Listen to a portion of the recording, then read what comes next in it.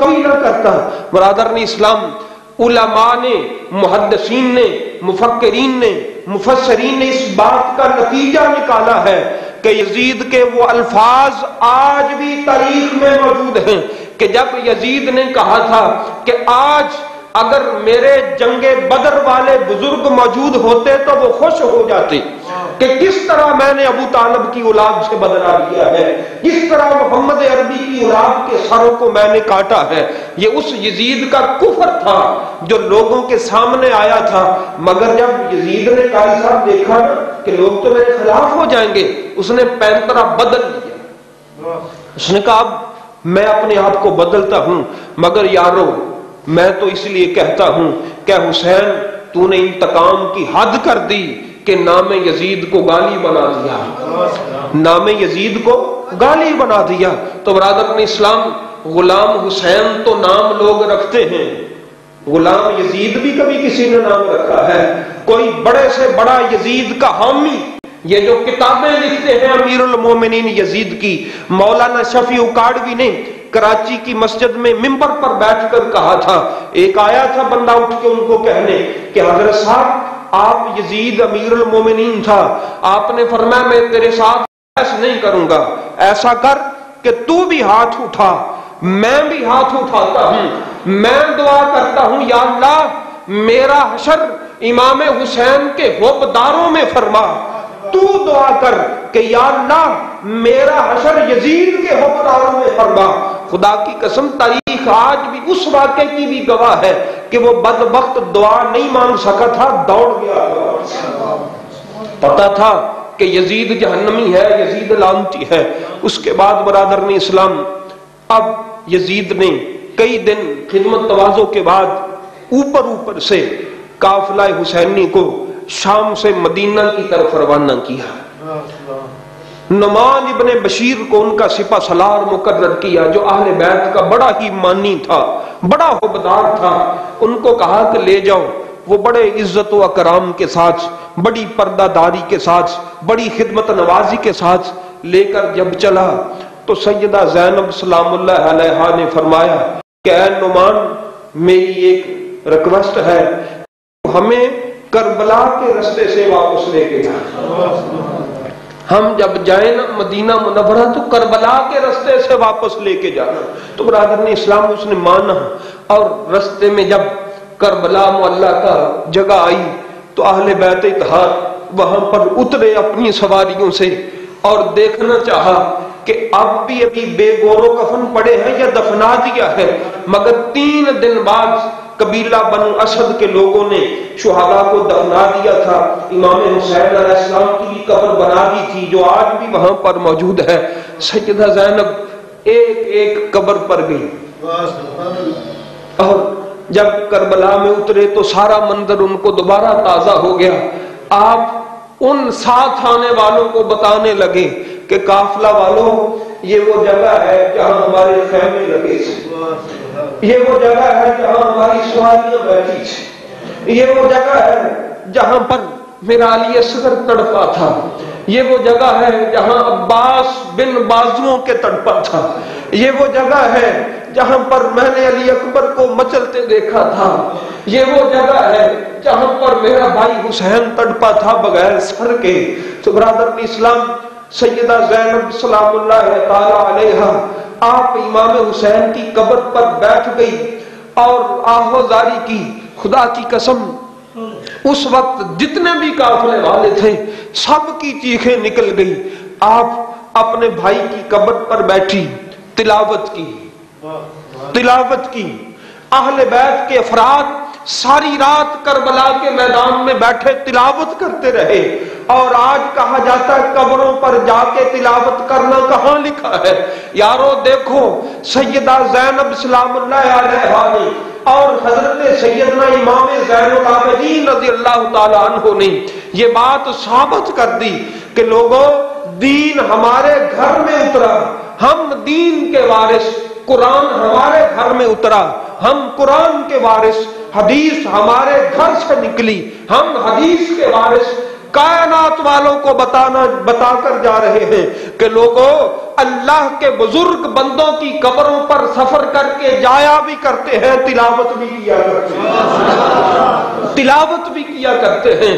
جن کے گھر میں دین آیا تھا وہ تو قبروں پر جا کر تلاوت بھی کریں، روئیں بھی، آنسو بھی بہائیں، اللہ کی بارگاہ میں مناجات بھی کریں۔ آج کا ملا اٹھ کر کہے کہ ایسی بات نہیں، نہیں، خدا کی قسم ہم نے ان سے یہ دین سیکھا ہے جن کے گھر پہ جبریل دین لے کے آیا تھا، جن کے گھر میں قرآن اترا تھا، جن کے گھر سے دین نکلا تھا، جہاں سے صدیق اکبر کو دین ملا تھا، جہاں سے فاروق اعظم کو دین ملا تھا، جہاں سے عثمان غنی کو دین ملا تھا، وہاں سے حیدر کرار کو دین ملا تھا۔ تو برادران اسلام، اس گھر سے جہاں سے دین ملا تھا، اس گھر والوں نے کربلا میں رات گزار کر ساری امت مسلمہ کو پیغام دے دیا کہ لوگوں، ہم تمہیں بتا دینا چاہتے ہیں کہ حسین کی قبر پر آ کر آنسو بہا لینا، تمہارے سب گناہ معاف کر دیے گئے۔ اور پھر رات وہاں پر عبادت میں گزاری، رات تلاوت میں گزاری۔ رات گزارنے کے بعد پھر وہاں سے قافلہ سوئے مدینہ روانہ ہوا۔ برادران اسلام، یہ ایک بڑی تکلیف دہ بات ہے، جو آخری بات ہے، کہ جب مدینے کے آثار دکھائی دینے لگے تو قافلے والوں کے صبر کا دامن بھی ٹوٹنے لگا، صبر کا دامن ہاتھوں سے چھوٹنے لگا، اور حضرت امام زین العابدین خدا کی قسم چپ تھے، کوئی بات نہیں کی تھی، گلہ نہیں کیا تھا، آہوزاری نہیں کی تھی، صبر کا بندھن ابھی ٹوٹا نہیں تھا۔ جب اپنے نانا کے حجرہ کو دیکھا تو صبر کا دامن چھوٹ گیا۔ اور پھر بنو ہاشم کی عورتیں ام سلمہ رضی اللہ تعالی عنہا کی معیت میں قافلے کا استقبال کرنے کے لیے آئی۔ یقین جانیے، راوی کہتا ہے کہ میں نے آج تک اتنی آہو بکا دردناک نہیں سنی جتنی آہو بکا سیدہ ام سلمہ ساتھ لے کے آئی تھی بنو ہاشم کی عورتوں کو۔ اتنا روئی میرے رسول کی بیوی، اتنا روئی سرکار کی زوجہ کہ بے ہوش ہو کے زمین پر غش کھا کے گر پڑی، اور میرے لاجپال حسین کے واقعہ کو سننا چاہا اور فرمایا قافلہ والوں ہمارے گھر آ جاؤ۔ کوئی کہتا تھا ہمارے گھر آ جاؤ، مگر سیدہ زینب نے کہا اور امام زین العابدین نے کہا کہ نہیں، ہمارے عزیز دارو، ہمیں لاجپال حسین کا یہ وصیت تھی کہ جب جاؤ تو پہلے میرے نانا کی قبر پہ جاؤ۔ آج کہا جاتا ہے کہ وہاں دکھ کیوں سنانے جاتے ہو، رب دکھ سنتا ہے۔ خدا کی قسم سیدہ زینب اور اہل بیت کا لٹا پٹا قافلہ اس بات کی سند ہے ہمارے سامنے کہ لوگ کہتے ہیں تو کہتے رہیں، رسول کو دکھ نہیں سنانا۔ سیدہ زینب نے کہا میں رسول کو اپنا دکھ سنانے جا رہی ہوں۔ امام زین العابدین نے کہا میں اپنے نانا کو دکھ سنانے جا رہا ہوں۔ ہمارا کون تھا جو ہمارا دکھ سنتا؟ آج ہم اپنے نانا کی قبر پر بیٹھ کر ساری روداد سنائیں گے۔ یقین جانیے، سیدہ زینب سلام اللہ علیہا اپنے نانا کی جب حجرہ کو دیکھا تو اونچی اونچی رو رہے تھے، مگر جب قبر کے قریب پہنچے نا تو سسکیوں میں وہ رونا بدل گئے۔ قبر رسالت کا ادب، اتنی تکلیف میں ادب ملحوظ رکھا، اور تمہارے ادب کو بھی سلام، تمہارے عقیدت کو بھی سلام ہو اہل بیت کہ قبر رسول پر آئے، اونچی آواز سے رو کے بھی نہ دکھایا، تاکہ جو فتویٰ ہے کہ اونچی آواز سے مصطفیٰ کی بارگاہ میں جو بات کرے گا اس کے اعمال ضائع ہو جائیں گے، وہ فتویٰ برقرار رہے۔ اہل بیت نے پیچھے سے آواز اونچی تھی، قبر رسالت پر آئے تو سسکیوں کے ساتھ ساری کہانی رو رو کے سنائی کہ نانا جان، آپ کے حسین کے جسم کے ٹکڑے ٹکڑے کر دیے گئے، آپ کا وہ حسین جس کا رونا آپ سن نہیں سکتے تھے، ان کے بچوں کو پیاسا رلایا گیا، ہم آپ کی بیٹیوں کو ان بدبختوں نے قیدی بنایا،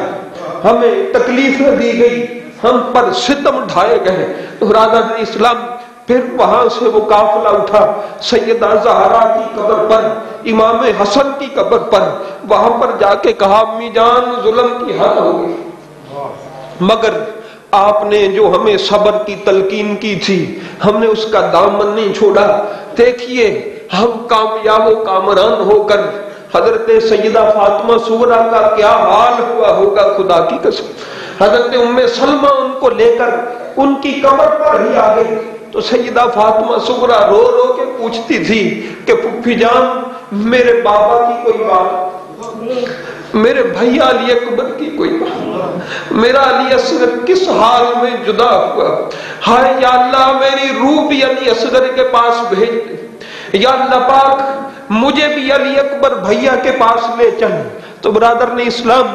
اس وقت یا اللہ کو پتا ہے یا سیدہ فاطمہ صغرا کو پتا ہے کہ ان کے دل پر کیا گزری تھی کہ جب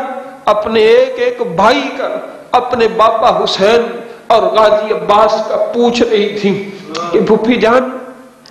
میرے بابا پر کیا گزری، میرا بھائی علی اصغر کہاں، وہ تو چھوٹا سا تھا، اس نے تو جنگ نہیں لگی ہوگی، وہ کیوں ساتھ نہیں، چلو باقی تو جنگ میں چلے گئے، یقین جانیے پوچھا ہوگا سیدہ فاطمہ صغرا نے کہ باقی تو لڑنے نکلے تھے شہید ہو گئے، میرا چھوٹا بھائی کس جرم میں شہید۔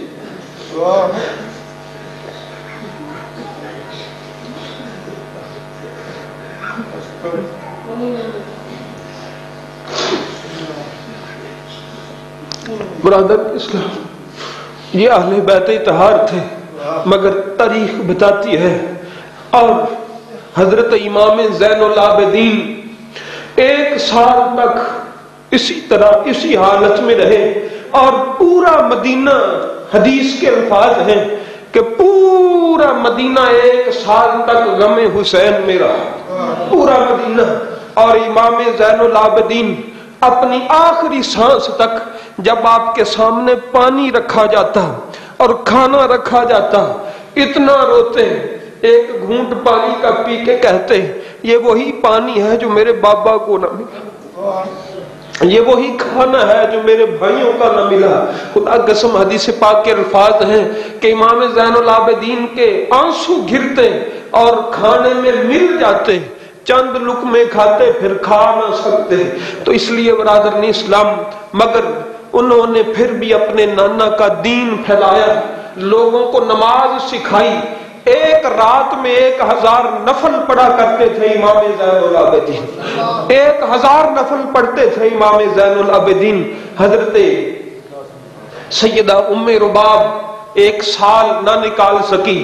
فوت ہو گئی، روتی رہی، اور اہل بیت کے جتنے بھی لوگ تھے